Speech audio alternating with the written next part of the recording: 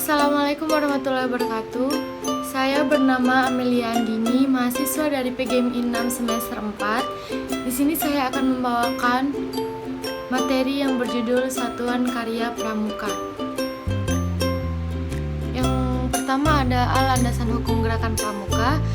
1. Dasar hukum gerakan pramuka.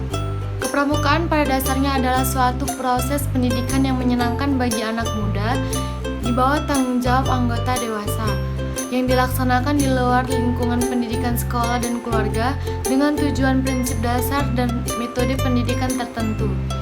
Dasar penyelenggaraan gerakan pramuka sebagai landasan hukum diatur berdasarkan A. Keputusan Presiden Republik Indonesia nomor 2238 tahun 1961 tentang gerakan pramuka.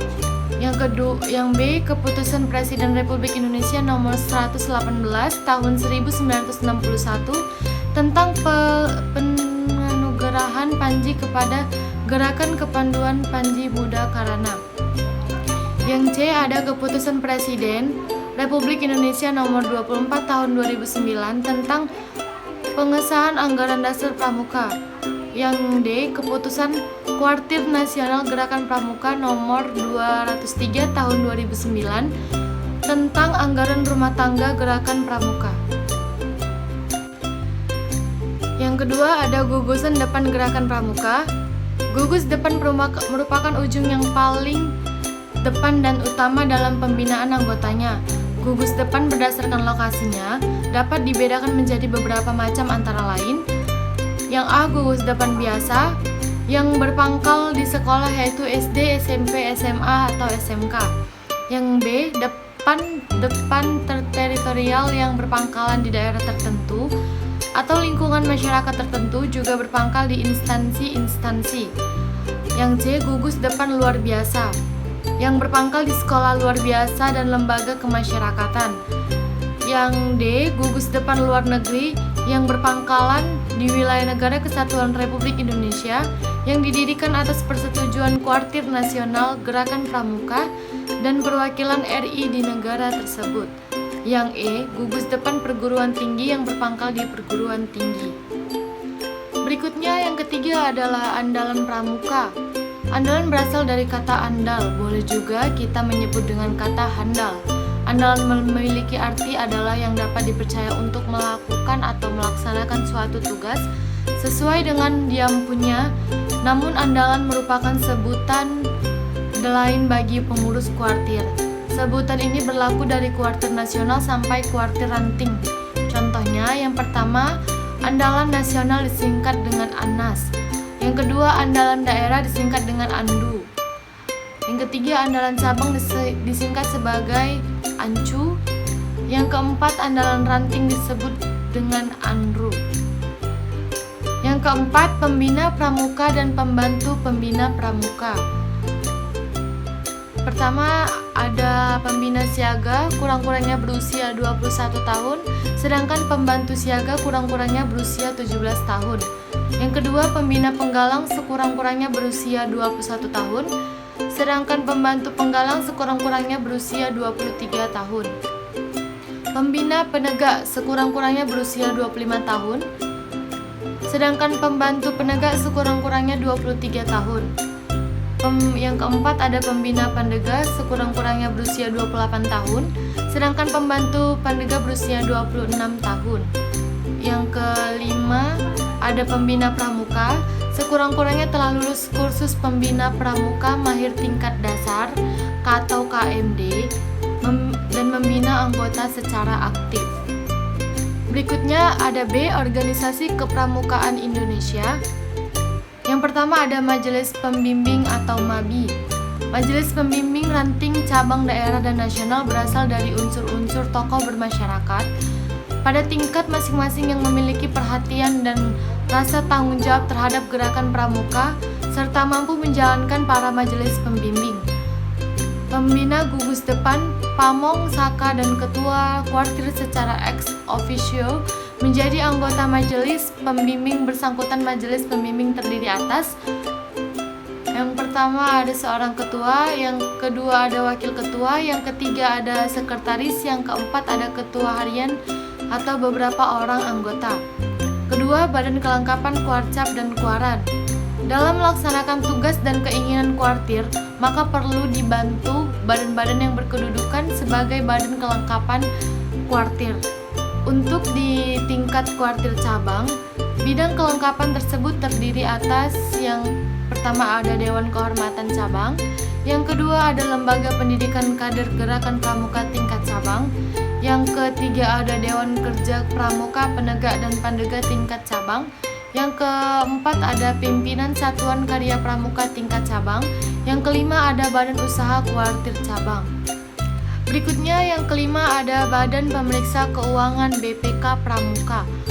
Badan Pemeriksa Keuangan Gerakan Pramuka adalah badan independen yang dibentuk Musyawarah Gerakan Pramuka dan bertanggung jawab kepada Musyawarah Gerakan Pramuka. Susunan Badan Pemeriksaan Keuangan Gerakan Pramuka terdiri atas yang pertama ada ketua, yang kedua wakil ketua, yang ketiga sekretaris, yang keempat beberapa para anggota.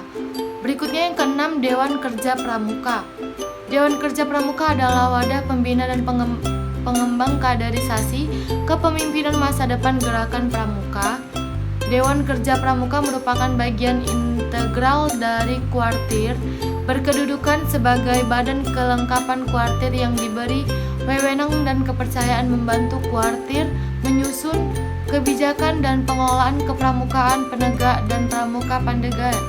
Dewan Kerja terdiri atas yang pertama ada tingkat nasional disebut Dewan Kerja Nasional atau DKN, yang kedua tingkat daerah disebut Dewan Kerja Daerah atau DPD, yang ketiga ada tingkat cabang disebut Dewan Kerja Cabang atau DKC, yang keempat ada tingkat ranting disebut Dewan Kerja Ranting atau DKR.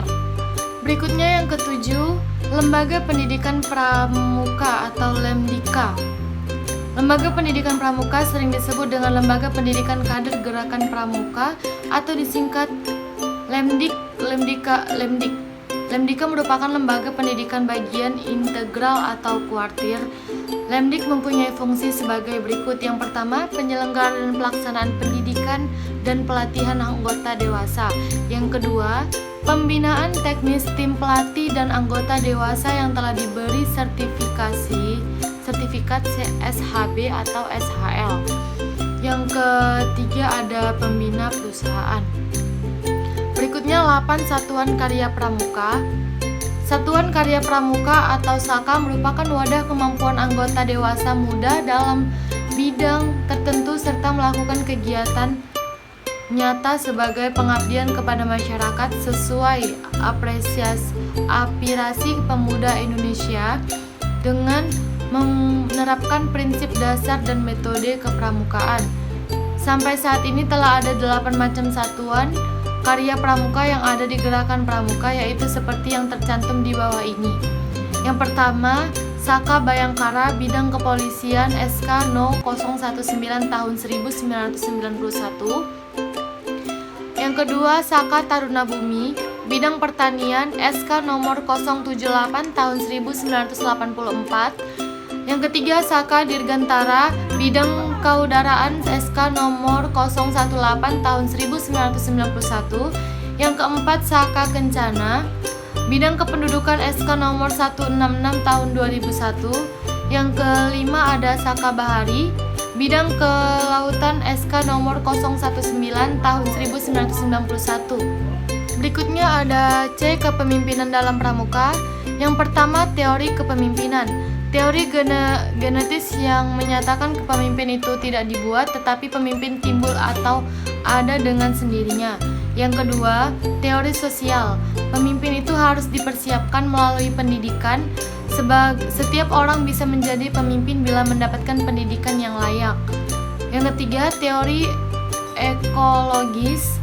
Pemimpin yang sukses adalah pemimpin yang mempunyai bakat memimpin kemudian dikembangkan melalui usaha pendidikan dan pengembangan pengalaman. Yang kedua, tipe-tipe gaya kepemimpinan. Tipe disaster ialah tipe seorang pemimpin yang bermoral rendah, tidak mempunyai loyalitas atau rasa pengabdian atau memiliki dan tidak menguasai terlibat. Yang kedua, tipe birokrat adalah tipe seorang pemimpin yang patuh, taat, cermat, dan keras dalam menegakkan peraturan. Yang ketiga, tipe misionaris adalah tipe seorang pemimpin yang terbuka, penolong, ramah, dan lembut hati. Yang keempat, ada tipe developer adalah tipe seorang pemimpin yang bersifat kreatif, dinamis, dan baik dalam pelimpahan wewenang. Yang kelima, ada tipe autokrat adalah tipe seorang pemimpin yang tegas tetapi cenderung kasar sedikit, bersifat diktatoris, mau menang sendiri, keras kepala, angkuh, dan bandel. Berikutnya yang ketiga, syarat-syarat kepemimpinan. Hal yang dikaitkan dengan 3 hal yang penting yang harus dimiliki oleh seorang pemimpin, yaitu yang pertama, kekuasaan, yang kedua, kewibawaan, yang ketiga, kemampuan. Keempat, ada teknik kepemimpinan, etika profesi kepemimpinan yang kewajiban yang dimiliki seorang pemimpin, bagaimana seharusnya tingkah laku seorang pemimpin dan pengembangan moralnya. Berikutnya dinamika kelompok, yaitu terjadinya interaksi hubungan timbal balik antar setiap anggota kelompoknya. 6. Komunikasi arus informasi dan emosi yang tepat, penyampaian perasaan, pikiran, dan kehendak kepada individu atau kelompok lain. Kelima, sifat-sifat kepemimpinan, kuat mental dan fisiknya, bersemangat, ramah tamah dan kasih sayang, jujur, cerdas, dan bijaksana. Berikutnya ada macam-macam saka. Yang pertama, perorganisasian. Satu saka beranggotakan sedikitnya 10 orang dan sebanyak-banyaknya 40 orang yang terdiri dari sedikitnya atas 2 krida yang masing-masing beranggotakan 5 hingga 10 orang. Pengembangan jumlah anggota dan krida disesuaikan dengan kebutuhan. Saka dalam bidang tertentu yang beranggotakan lebih dari 40 orang dibagi ke dalam beberapa saka yang sama bidangnya. Anggota putra dan putri dihimpun dalam satuan terpisah. Saka putra dibina oleh pamong putra dan saka putri dibina oleh pamong putri. Yang kedua, pembinaan saka dibina oleh pamong saka. Pamong saka adalah pembina pramuka, terutama pembina pramuka, penegak atau pandega atau anggota dewasa lainnya yang memiliki minat dalam suatu bidang kegiatan. Saka sesuai minat anggota saka yang bersangkutan. Berikutnya ada tujuan. Tujuannya yaitu mengembangkan bakat, minat, pengetahuan, kemampuan, keterampilan, dan pengalaman dalam bidang kejujuran tertentu. Yang kedua, meningkatkan motivasi melaksanakan kegiatan nyata dan produktif. Yang ketiga, memberi bekal kehidupan dan penghidupannya. Berikutnya yang keempat, sasaran. Pertama, memiliki tambahan pengetahuan, pengalaman, keterampilan, dan kecakapan yang dapat mendukung kehidupan. Yang kedua, meningkatkan kemampuan mental dan fisiknya. Yang ketiga, memiliki rasa bertanggung jawab atas dirinya, masyarakat, bangsa, dan negara. Yang keempat, memiliki sikap dan cara berpikir yang lebih matang dalam menghadapi segala tantangan. Yang kelima, menjalankan secara nyata trisatya dan dasa dharma. Kelima, sifat.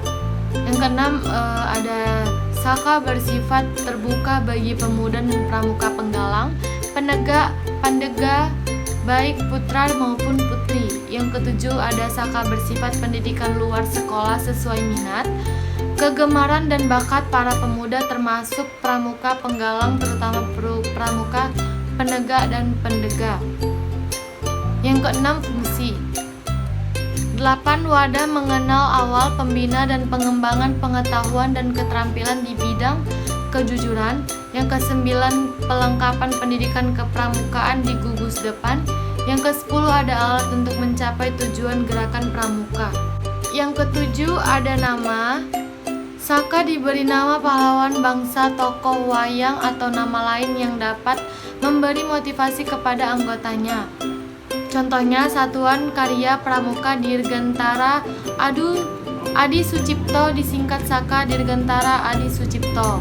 Yang kedua, Krida sebagai bagian dari Saka diberi nama menurut kegiatan anggota Krida tersebut.